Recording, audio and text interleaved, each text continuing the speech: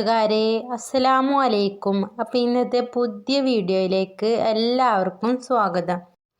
നമ്മൾ വീഡിയോ കാണുന്ന പുതിയ കൂട്ടുകാരാരെങ്കിലും ഉണ്ടെങ്കിൽ വീഡിയോ ഒന്ന് സബ്സ്ക്രൈബ് ചെയ്ത് സപ്പോർട്ട് ചെയ്യണേ.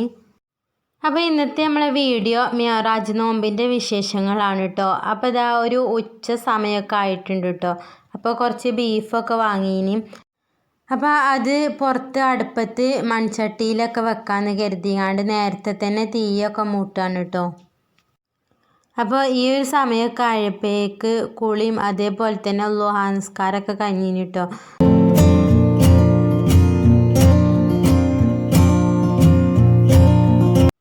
അങ്ങനെ തീയൊക്കെ നന്നായി കത്തിച്ചുകാണ്ട് പിന്നെ അകത്ത് വന്നുകാണ്ട് ബീഫൊക്കെ നേരത്തെ തന്നെ കഴുകിയൊക്കെ വെച്ചിന് കേട്ടോ.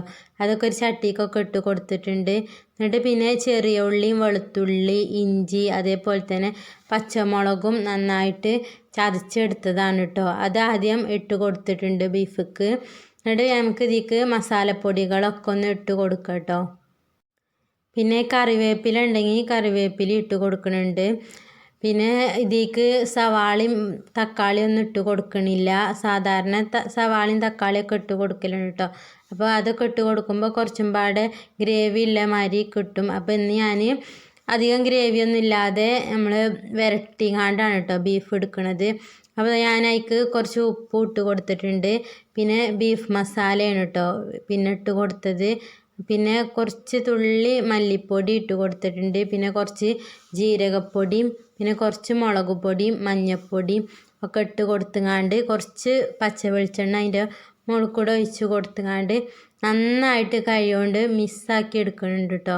എന്നിട്ട് കുറച്ച് വെള്ളം ഒഴിച്ച് കൊടുത്തുങ്ങാണ്ടാണ് കേട്ടോ വേവിക്കാൻ വെച്ചിട്ടുള്ളത്. അപ്പോൾ എല്ലാവർക്കും ഉണ്ടാക്കാൻ അറിയണമെന്നേ കേട്ടോ. എന്നാലും ഞാൻ ഉണ്ടാക്കുന്ന ഒരു രീതി ഇങ്ങനെ കാണിച്ചതാണ്. പിന്നെ നമ്മളെ ബീഫൊക്കെ പെട്ടെന്ന് വെന്ത് കിട്ടാൻ വേണ്ടിയിട്ട് നമ്മൾ കുറച്ച് ഉലുവയും ചേർത്ത് കൊടുത്തിട്ടുണ്ട് കേട്ടോ. ഉലുവയൊക്കെ നല്ല സാധനമാണല്ലോ അല്ലേ. അപ്പോൾ ബീഫൊക്കെ ഇടുന്നത് നല്ലതാണ് കേട്ടോ. അപ്പോൾ അതൊക്കെ ചേർത്ത് കൊടുത്തുകൊണ്ട് നന്നായിട്ട് തന്നെ നമ്മളെ കൈ കൊണ്ട് തന്നെ നന്നായിട്ട് മിക്സാക്കി എടുക്കുന്നുണ്ട്.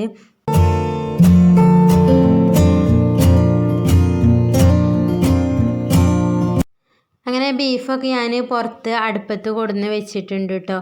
പിന്നെ ഞാൻ പോയിങ്ങാണ്ട് കിടന്നു കേട്ടോ. നമ്മളെ അതിന് മോളെയൊക്കെ ഒന്ന് ഉറക്കി.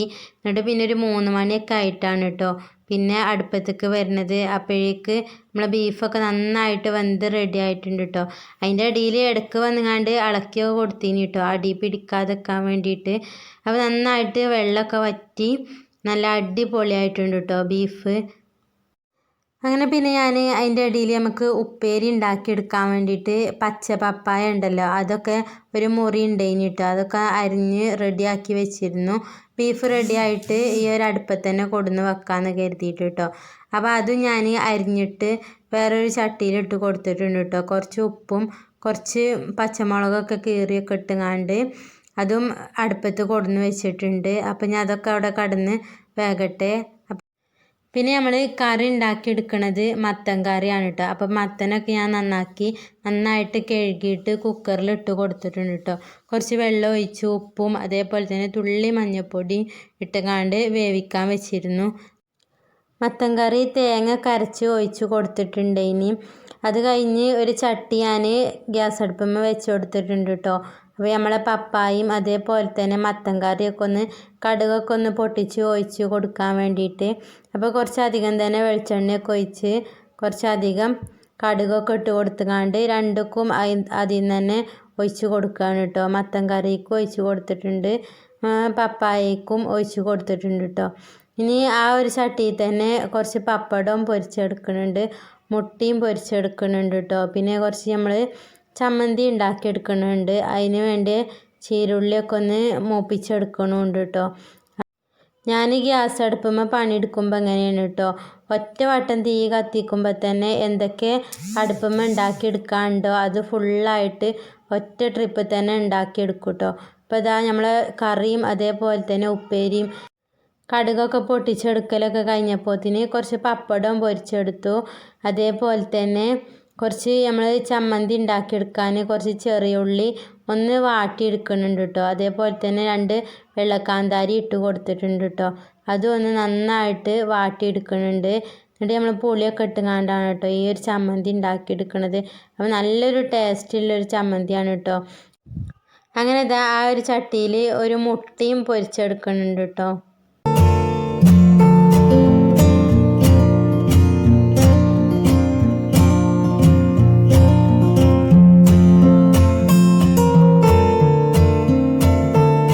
അങ്ങനെ നമ്മൾ വാട്ടിയെടുത്ത ചെറിയ ഉള്ളിയൊക്കെ ഒന്ന് ചൂടാറി വന്നപ്പോൾ അതൊരു ജാർക്ക് ഇട്ട് കൊടുത്തിട്ടുണ്ട്.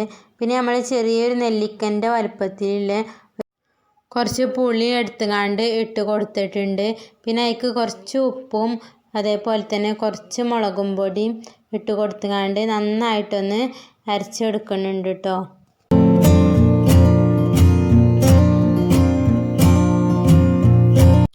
അങ്ങനെ ഇതാ അതൊക്കെ അരച്ചെടുക്കലൊക്കെ കഴിഞ്ഞിട്ടുണ്ട് കേട്ടോ. അപ്പം ഇനി വെളിച്ചെണ്ണ വേണമെന്നുണ്ടെങ്കിൽ തുള്ളി വെളിച്ചെണ്ണ ഒഴിച്ച് കൈ കൊണ്ട് തന്നെ നന്നായിട്ട് മിക്സാക്കി കൊടുത്താൽ മതി കേട്ടോ. അപ്പോൾ നമ്മൾ വെളിച്ചെണ്ണയിൽ ഉള്ളി മൂപ്പിച്ചെടുത്തുകൊണ്ട് തന്നെ വെളിച്ചെണ്ണേൻ്റെ ആവശ്യമൊന്നുമില്ല കേട്ടോ. അങ്ങനെ ഇതാ അതൊക്കെ കഴിഞ്ഞ് ഞാനിതാ ചോറൊക്കെ ഒന്ന് വിളമ്പി റെഡിയാക്കി വെക്കുകയാണ് കേട്ടോ ബാങ്കൊക്കെ കൊടുക്കുമ്പോഴേക്ക്.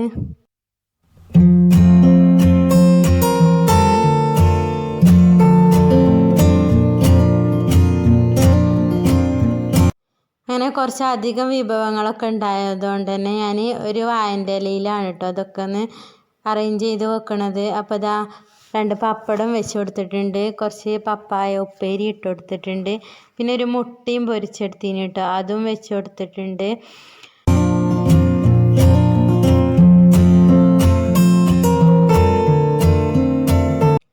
പിന്നെ നമ്മളെ ബീഫ് വരട്ടും വെച്ച് കൊടുത്തിട്ടുണ്ട്. പിന്നെ നല്ല അടിപൊളി നമ്മളെ ഉള്ളിച്ചമ്മന്തിയും വെച്ച് കൊടുക്കുന്നുണ്ട്. ശരിക്കും ഈ ഒരു ചമ്മന്തി മാത്രം മതി കേട്ടോ ഈ ചോറ് ഫുള്ളായിട്ട് കഴിക്കാൻ. അത്ര നല്ല ടേസ്റ്റുള്ളൊരു ചമ്മന്തിയാണ് കേട്ടോ.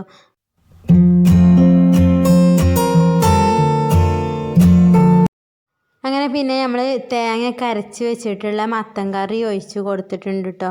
പിന്നെ ഞാൻ അതിൻ്റെ ഇടയിൽ കുറച്ച് മോരും ഉണ്ടാക്കിയെടുത്തിട്ടുണ്ട് ഇനി കേട്ടോ. അപ്പോൾ അതും അതിൻ്റെ ഒരു അങ്ങനെ ഇതൊക്കെ പാടെ കൂട്ടി കഴിച്ചപ്പോൾ നല്ല ടേസ്റ്റ് ഉണ്ട് ഇനി കേട്ടോ.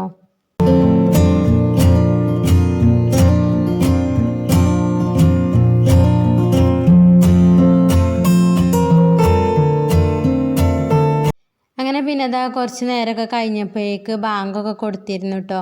പിന്നെ അതിൻ്റെ ഇടയിൽ ഞങ്ങൾ കുറച്ച് പൊറാട്ടയും കൊണ്ടിരിപ്പിച്ചിന്. ഞങ്ങളെ അയൽവാസിത്തെ താത്ത അങ്ങാടിക്ക് പോകുന്നുണ്ട്. അപ്പോൾ ഒരു പൊറാട്ടയൊക്കെ വാങ്ങുന്നുണ്ടെന്ന് പറഞ്ഞപ്പോൾ അങ്ങനെ ഒരു പൂതി കേട്ടോ. ബീഫും ഉണ്ടല്ലോ, അപ്പോൾ ബീഫും പൊറാട്ടയൊക്കെ കൂട്ടി കഴിക്കാനൊരു പൂതി.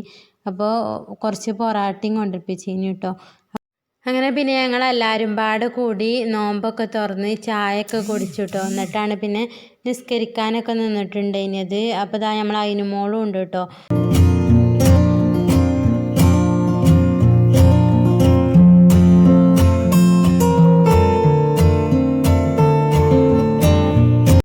അങ്ങനെ പിന്നെ ഞാൻ വേറെ ഒന്നും വീഡിയോ എടുക്കാനൊന്നും നിന്നിട്ടില്ല കേട്ടോ. പിന്നെ ചായ കൂടിയൊക്കെ കഴിഞ്ഞ് ഞങ്ങൾ നിസ്കരിക്കാനും ചൊല്ലാനൊക്കെ നിന്നു. അപ്പോൾ ഇത്രയൊക്കെ ഉള്ളൂ ഞങ്ങളെ ഇന്നത്തെ കൊച്ചു വീഡിയോ.